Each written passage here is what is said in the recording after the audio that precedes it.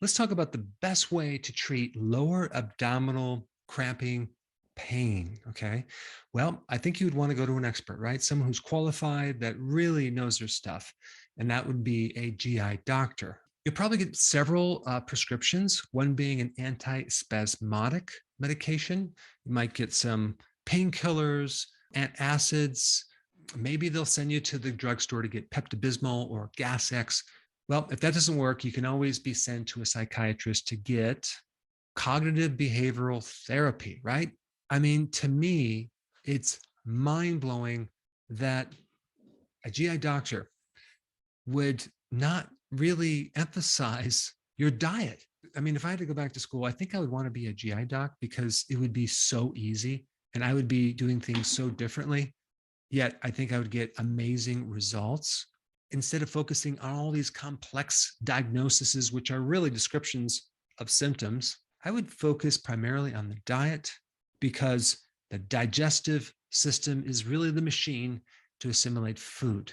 And when we talk about lower abdominal cramping pain, I will bet you anything it's related to what the person is eating. Even if they have a deficiency of bile, hydrochloric acid, friendly bacteria, enzymes, somewhere along the line, those problems originated from poor diet. But typically when you're getting cramps and pain in the lower part of the GI tract, there's something to do with malabsorption. It could be any number of things that interfere with your digestion. It could be small intestinal bacterial overgrowth. It could be irritable bowel syndrome. It could be diverticulitis, diverticulosis, but primarily you're getting bloating, maybe diarrhea, loose stools. If we have a malabsorption problem, we have a problem with the little colon cells. There's a couple different kinds. There's the enterocyte, there's the colonocyte, and these cells do a lot of work helping to absorb food. Okay, they have these little hairs that project from them that are filled with enzymes to help you digest. And so they break stuff down and then they absorb amino acids, glucose, fatty acids, vitamins, electrolytes, water, etc. And when they're healthy, they can do their job. When they're not healthy, they don't have the enzymes to break things down. So some of this food gets passed along. The fructose especially gets passed along if you have any type of fruit. 50% of table sugar is fructose. So that fructose ends up in the large intestine, and boy, do your microbes love that. And they just go after that and they create all sorts of problems like with gas and things like that. Then you have undigested fats that end up in the colon that never get absorbed because of some reason. That could be a lack of bile, or it could just be that your colon is not taking in these fats anymore. So it ends up in the stool. So the stool may float, okay? Or you might have this oily stool that leaves these little skid marks on the toilet. So this means the fat that should be absorbed and the fat-soluble vitamins that should be absorbed have not been absorbed. Let's take vitamin A. If you don't have vitamin A, you start getting these little brown, flaky, dry things on your skin. That's called hyperkeratosis. Not that you would ever need to know that name, but if you can memorize that, you'll sound really smart at a party. Or if you're deficient in vitamin K1, you can get these little black and blue spots on your skin, okay? It's called ecchymosis.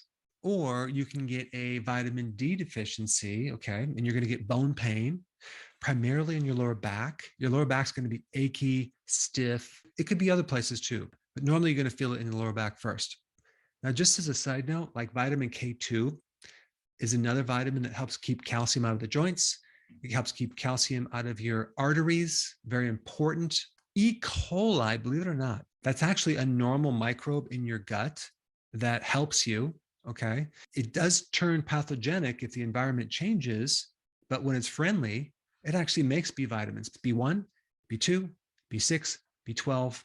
It even helps you break down lactose, milk sugar. So some of these microbes can be friendly, they can help you, and then they can flip and become very unfriendly if the environment is not right, like taking antibiotics. Unfortunately, a great majority of the antibiotics are given to animals. And so that creates a problem with E. coli because you're going to throw up this whole balance. And now they're going to carry more unfriendly E. coli. But the more inflammation or problems you have in the gut, the more sensitive you're going to be to gluten, the more problems you're going to have with milk, especially lactose, fructose from fruit, the more problems you're going to have with grains, the more problems you're going to have with legumes and beans, and even nuts and seeds. You just want to avoid all those. Instead, a really good thing for you to do, okay, you can make a stew. And you can actually put bones in them, actually cut the bones in half or buy them cut in half so you get all the bone marrow, and you can make your own bone broth stew. So you can put meat in there, you can put a whole chicken in there, you can put fish in there. We want to cook this to break down the collagen. It's really good for inflammation in the gut. And also, if you put vegetables in there like cabbage and carrots and other things, they're going to cook down enough where they're not going to bother you at all. But here's the thing. When you want to heal the gut, you want to actually do a little more fat. You don't want to do lean protein. You want to do kind of a fatty protein, not a lot, but just sufficient amounts. And that fat shouldn't be from coconuts or other types of plants like corn oil or soy oil, things like that. Your fat should be saturated animal fat. It's going to help your colon heal. So when you put the chicken in there, make sure the skin's in there. When you put either lamb or some type of meat, make sure you put fatty cuts. Now, another thing you can have is if you do a kefir, if you could find a lactose-free kefir, so that way you won't have any sensitivities. And if you could actually find a lactose-free goat's kefir, that would be the best. And do the whole milk. And if it's organic, that would be even better, right? That would actually help you. Another thing in small amounts to help fortify those little colon cells would be to consume some probiotic foods. There's a good amount of bacteria in raw cheese. Unfortunately, in America, most of it is pasteurized, but in Europe, you have the raw cheeses. You might be able to find raw milk cheese in the United States, but the raw milk cheese gives you a lot of good probiotics. And if you can get that from like a goat's cheese or a sheep cheese, that would be way better than a cow milk cheese. Another fat that can be beneficial for the gut would be ghee. Not a lot, just have a little bit in the diet. You'll find that it can actually help you. It's loaded with nutrition. And of course, fermented vegetables. Now, because they're fermented, they're going to have a lot less anti-nutrition. They're going to be easier to digest, but test the waters, just have a little bit and see how you do. Most people do quite well. Instead of doing a big salad or a lot of vegetables, the fermented vegetables, just a little bit would be awesome. Or cook your vegetables, put in the stew, steam them.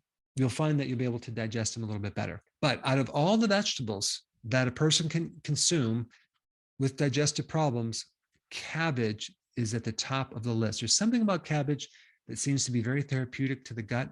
It could be because of the sulforaphane, which actually kills off H. pylori, or there's certain phytonutrients that are good to digest. But even people that have like gastritis or even irritable bowel syndrome, many times can do cabbage, but they can't do other types of vegetables. So we have these levels of digestive problems. We have a really good digestive system, and then we have a really bad digestive system. And the worse off the digestive system, the more strict you need to do this to the point where you can't really consume any vegetables or any fiber, and definitely no fruit, and definitely no grains, no beans, no legumes. You actually have to have a really good digestive system to digest all these things. But like soups or stews with collagen can be extremely beneficial in healing to your gut. You should try it out. I think you're going to be quite surprised how it works. Now, because we're on the topic of digestion, if you haven't seen my more comprehensive video and digestion, you really need to check that out. And I put that up right here.